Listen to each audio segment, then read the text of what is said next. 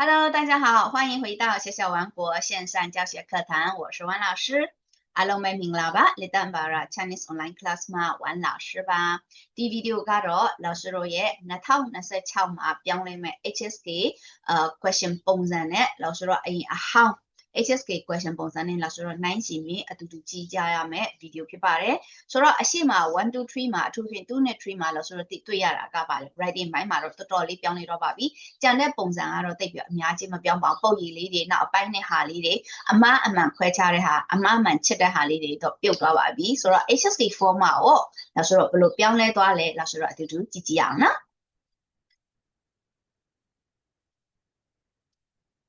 好，大家咯，老师တို့ရဲ့အဟောင်းပါ။然后到老师တို့ရဲ့အတစ်ပါ။နော်အတစ်ဆိုတော့老师တို့အဟောင်းနဲ့အတူတူ老师တို့ကြည့်ကြည့်အောင်နော်။အဟောင်းနဲ့အတူတူ老师ကြည့်ကြည့်အောင် HSK 4နဲ့ရောဆိုတော့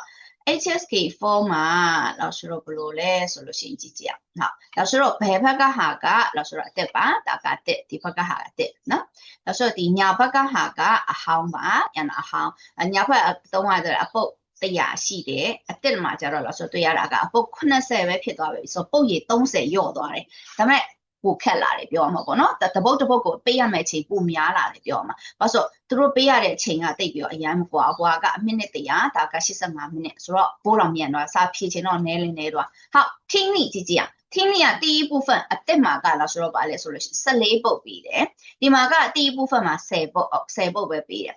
第二部分18ပုတ်ပေါင်းသူတို့ပေါင်းစုစုပေါင်းကပါလဲဆိုလို့ရှိရင်တော့老师တို့ပါလဲ32ပုတ်ပေါ့နော်32ပုတ်ဒါပေမဲ့အဟောင်းမှာတော့ကျတော့老师တို့ပါလဲဆိုလို့ရှိရင်老师တို့ကအပိုင်း1က10ပုတ်အပိုင်း2က老师တို့15ပုတ်ညာနော်အဟောင်းကကျတော့老师တို့ပါလဲဆိုလို့ရှိရင်ပုံ20ဆိုစုစုပေါင်း45ပုတ်ဖြည့်ရတယ်ပြီးတော့老师တို့နိုင်ဝက်ဖြည့်ရတယ် listening ကိုအခုအစ်စ်မှာကျတော့老师တို့ပါလဲ14ပုတ်နဲ့18ပုတ်ပေါင်းပြီးတော့32ပုတ်ပဲရှိပြီးတော့မိနစ်20ပဲဖြည့်ရတော့မှာ listening ကရောဆိုတော့ဒါတော့နည်းနည်းအတုံချုပ်သွားတယ်။နောက်အပိုင်းနှစ်ဆိုတော့နောက်တစ်ခုက reading ဘိုင်းမှာ reading မှာလည်းအများကြီးလို့ဆိုတော့ညော့သွားတွေ့ရတယ်။အဲနောက်ဆို10ပုတ်တောင်ညော့တာကြောင့်အပိုင်းတစ်မှာကလို့ဆိုတော့10ပုတ်ရှိမယ်။သူလည်း10ပုတ်ပဲအဟောင်းအတစ်မှာက15ပုတ်အဟောင်းက10ပုတ်ပဲ။တိစမ်းပုတ်မှာကျတော့ပါကွာလဲဆိုတော့9ပုတ်ဝယ်ပေးလာပြီးတော့အရင်တော့ရဲ့ reading မှာအပုတ်20လို့ဆိုတော့ဖြည့်ရတယ်။အခုက9ပုတ်ဖြစ်သွားတယ်။ဆိုတော့တိုတာ32ပုတ်ဖြစ်သွားပြီးတော့လို့ဆိုစာဖြည့်ချိန်ကလည်းမိနစ်30ဖြစ်သွားတယ်။အဟောင်းတော့ကျတော့အပုတ်40ကိုမိနစ်40ဖြည့်ချိန်好写作完了第一部分က5ပုတ်ဖြစ်သွားတယ်第二部分မှာ1ပုတ်ပဲဖြစ်သွားတယ်然后အဟောင်းမှာတော့ဆို第一部分က10ပုတ်第二部分မှာကျတော့ဆိုပါလဲဆိုလို့ရှိရင်5ပုတ်ဖြည့်ရတယ်然后5ပုတ်ဖြည့်ရတယ်ဆိုတော့စုစုပေါင်း15ပုတ်ဒါကြစုစုပေါင်း6ပုတ်ဖြစ်သွားတယ်ဆိုတော့ပုတ်ရည်နဲ့အချိန်နဲ့ရော့သွားတယ်ဒါပေမဲ့သူ့ရဲ့အခက်အခဲ level ဘယ်လိုရှိလဲလားဆိုကြည့်ကြည့်ရအောင်好ပထမဟာ然后listeningက1到14 14ပုတ်然后ပထမတော့14ခုလုံးကလည်း14လို့ဖြတ်ထားတယ်ဟာ老师ကြည့်ကြည့်အောင်14ပုတ်မှာတော့ပါကွာလဲဆိုလို့ရှိရင်老师ပါလဲ老师တို့အိမ်တော့ကြတော့တခါတည်း listening ယောက်ျားလေးတစ်ယောက်မိန်းကလေးတစ်ယောက်ပြောပြီးမှမိခုမေးပြီးမှ ABCD နဲ့ယူရတယ်တစ်ကနေ14အထိ然后တစ်ကနေ9အထိက然后တစ်ကနေ9အထိကအဲ့လိုသွားတယ်အတစ်က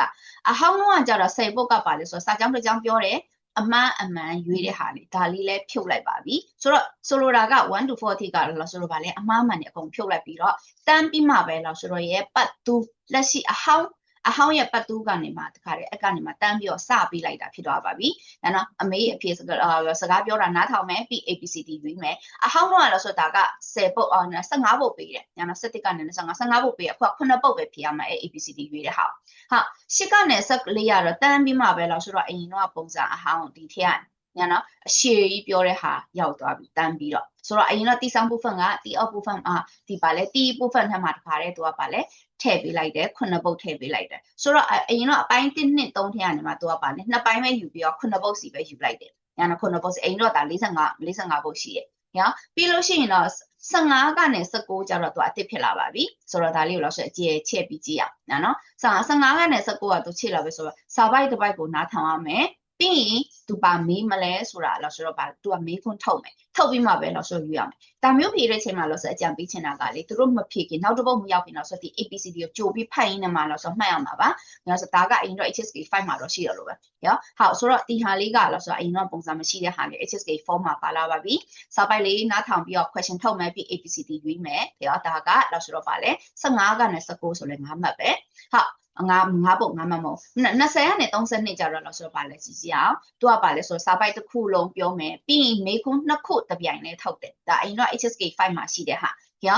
ာမေခွန်းနှစ်ခုတစ်ပြိုင်နဲ့ထုတ်တဲ့ဟာအဲ့ဟာကိုသူကပါလဲ32အထိလို့ဆိုတော့ပါလဲသွားမယ်ညာတော့ဒါ reading က32ပုတ်ဆိုတော့ပိုခက်လာတယ်အားကြောင့်လည်းပါလဲဆိုလို့ရှိရင်ပုတ်ကြီးကလို့ဆိုပါလဲနဲသွားတာလဲအားကြောင့်ပါတယ်ပုတ်ကြီးကနဲသွားပြီးတော့သူကပါလဲဆိုလို့ရှိရင်စာကလို့ဆိုတော့ပါလဲများလာတာပေါ့နော်များလာတယ်ပြောမှာဆိုဒါကလောက်ဆိုရ listening ပိုင်းမှာဟုတ် reading ပိုင်းကိုဆက်ကြည့်အောင် reading ပိုင်း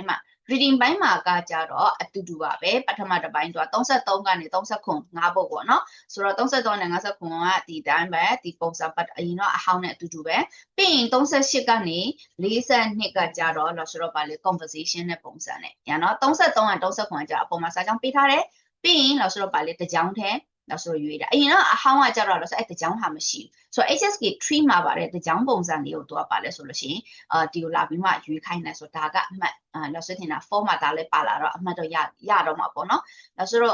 ့အရင်တော့ကြတော့ conversation ထဲတခါတန်းတာသူကနှစ်ခုဖြည့်လိုက်ညာနော်ရိုးစာကြောင်းမှာကွက်လက်ဖြည့်တဲ့ဟာရဲ့ conversation လုပ်ပြီးမှပဲကွက်လက်ဖြည့်တဲ့ဟာရဲ့ခွဲလိုက်တယ်လို့ဆိုတော့အဟောင်းတော့တခါတည်း conversation ကနေမှဖြည့်တဲ့ဟာပဲတန်းပြီးတော့လာတယ်အဲ့တခုပဲရှိရတလုံးချင်းစီဖြည့်တဲ့ဟာကအပေါ်မှာပေါ့နော်ဆိုတော့အဲ့လိုမျိုးလေးဟုတ်နောက်တစ်ခုကပါလဲဆိုလေတီအော့部分ကြတော့လို့ဆိုတော့ပါလဲတီအော့部分ကြတော့သူကမတူတာပါလဲဆိုရင်ဒီဟာလေးဖြုတ်တော့လိုက်ပါပြီလို့ဆိုတော့အရင်တော့ ABC ပြန်စီတာဒါကြောင့်ဟို HSK 3လို့ပဲတချို့တွေအဲ့ ABC ပြန်စီရတာအရင်ကိုစိတ်ညစ်တဲ့ပေးဟာ ABC CAB လို့ပါဒါပေမဲ့တခုရှိတယ်အဲ့ ABC ပြန်စီတဲ့ဟာကလေစာအရေးမကျွမ်းတဲ့လူတွေကအဆင်ပြေတယ်သူကစာဖတ်တတ်ရင်သူကကောင်းကောင်းလေးရွေးတတ်တယ်ဆိုတော့စာမရေးတတ်တော့မှသူကမှန်အောင်ရွေးနိုင်တယ်ညာနော်ရွေးနိုင်တယ်အဲ့ဒါကိုရှိရဟုတ်ဒါအခုဟာကြတော့ဒီဟာဖြစ်သွားပြီညာနော်စာပိုက်ကိုဖတ်မယ်ဖတ်ပြီးလို့ရှိရင်ဆိုတော့ပါလေဆိုရွက်သူလီးကျတဲ့ဟာကိုသူကပို့ပြီးတော့ပါလေ practice လုပ်တာဖြစ်သွားတယ်ပို့ပြီးတော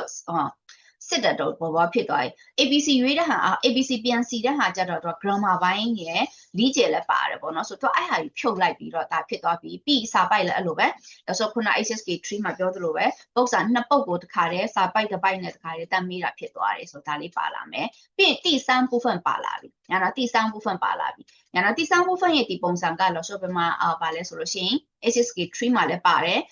နောက်ဆိုရဲ့ workbook exercise လက်ဟောင်း workbook exercise ထမှာလည်းရှိတယ်လို့ပဲနောက်ဆုံးမှမိတာတော့မှတ်မအောင်ဆိုရင်ကြောဆိုတော့ဒီဟာလေးတွေမရှိတော့အဟောင်းမှာအဟောင်းကဒီဟာလေးမရှိတော့ဘဲနဲ့ဒါလေးလာတယ်ပြီးလို့ရှိရင်အဟောင်းကဒီ reading ကိုအပုတ်20တခါတည်းသွားတယ်တွေ့လားဒီလိုနှစ်ပုတ်ဟာလေးသွားတခါတည်းသွားတယ်ဒါကြတော့သူအတစ်ဖြည့်လာတာပါတယ်ဆိုကြည့်အောင်အတစ်ဖြည့်ရညာတို့ဒီဟာအဟောင်းမှာတော့လည်းပါတယ်ဒါလေးကကြောနောက်အတစ်ကပါလဲဆိုလို့ရှိရင်ဒီဟာလေးတိုးလာပါတယ်နော်ဒီမှာဖြည့်မဲ့ဟာအောက်မှာ ABCD ကနေရွေးပြီးမှပဲလို့ဆိုတော့ဖြည့်ရမယ့်ဟာဖြစ်သွားပါပြီဆိုတော့ဒါလေးပါလာပါမယ်ညာတော့ဒါကလို့ဆိုတော့ရဲ့ reading တိုးလာတဲ့ဟာဒီတစ်ပိုင်းညာတွေ့နော်ဒီတစ်ပိုင်းကလို့ဆိုတော့တိုးလာတဲ့ဟာပါနောက်တစ်ပိုင်းကပါလဲတိုးလာတဲ့ဟာလို့ဆိုစလုံးနဲ့တီးညာနော် okay now writing ဘိုင်းမှာကြည့်အောင်မတူတာနော် writing ဘိုင်းမှာကသူကပါလဲဆိုလို့ရှိရင်လို့ဆိုတော့ပါလဲဆိုပုံကြည့်ပြီးမှလို့ဆိုစာကြောင်းရေးတာလို့ဆိုတော့ပါလဲဆိုလို့ရှိရင်5ပုတ်ပါတယ်ပြီးလို့ရှိရင်တော့လို့ဆိုတော့ပါလဲပါတမ်းမလာလဲဆိုလို့ရှိရင်တော့အလုံး80ရှိတဲ့စာတူလေးတစ်ခုရေးခိုင်းတာပါလာပါတယ်ညာနော်လို့ဆိုတော့အဟောင်းဟာလေးကိုကြည့်အောင်အဟောင်းတော့ကကြတော့လို့ဆိုတော့ပါလဲဆိုရင်အဟောင်းတော့ကလို့ဆိုတော့လွယ်တာကပါလဲဆိုဒီစာကြောင်းကိုပြန်စီတယ်ဒါကလို့ဆိုတော့ HSK 4မှာတကယ်တမ်းလို့ဆိုအရင်ကတိတ်သဘောမကျ4အထိရောက်ပြီးပြီဒီဟာလေးကိုပြန်စီတဲ့အဆင့်လောက်ဆိုလို့ရှိရင်အဆင်မပြေဘူးတင်မလားတော်တော်လေးဘယ်လိုပြောမလဲဒါလွယ်တယ်ဆိုတော့ဒါလေးကိုဖြုတ်လိုက်ပြီးမှပဲဒီဟာကိုပတ်ဝမ်းမှာ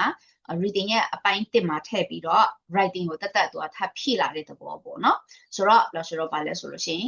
်အတစ်ကဒီကောင်အတစ်ကပြောက်သွားဒီဟာကိုသူကဆက်ထားပြီးတော့ဒီစာပိုက်တူရေးတဲ့ဟာလေးပါလာတယ်ညာနော်ဆိုတော့တွေ့ရမှာကလို့ဆိုတော့ဗာလဲဆိုတော့ writing ဘိုင်းကိုတော်တော်လေးကိုလို့ဆိုပြန်ရေးရမှာပါညာတော့ပြန်ရေးရမှာပါလို့ဆိုတော့တပည့်တွေတော့အများအားပြည့်ရေးခိုင်းတော့ရေးနေတဲ့ textbook ထဲမှာသူကရေးတာပါတယ်ဒါပေမဲ့ဆောင်းပွဲမှာမပါတာလို့ဆိုလဲအဲ့ဒါဘာဖြစ်လို့လဲမသိဘူးဒါပေမဲ့အစ်စ်ကပါလာပြီဆိုတော့ writing ဘိုင်းမှာလည်းလို့ဆိုတော့ဗာလဲအများအားရေးတဲ့အကျင့်ရှိမှအကောင်းဆုံးကတော့ HSK 1 2 3ခေတာစပြီးလေ့ကျင့်လာမှ4ရောက်မှပဲအဆင်ပြေမယ်4ရောက်မှကောက်ပြီးတော့လုပ်လို့ရှိရင်တော့နည်းနည်းခက်ခဲပါလိမ့်မယ်ဆိုတော့ဒါကအကြီးမားဆုံးကွာချက်ပါဆိုတော့လို့ဆိုတော့ဗာလဲ听说读写အကုန်လုံးသူမြင့်ပေးထားတယ်တွေ့ရပါလိမ့်မယ်ကြောဆိုတော့ဒါကတော့လို့ဆို HSK 4question ပုံစံအတစ်ပါ好的那我们就下个视频再见啦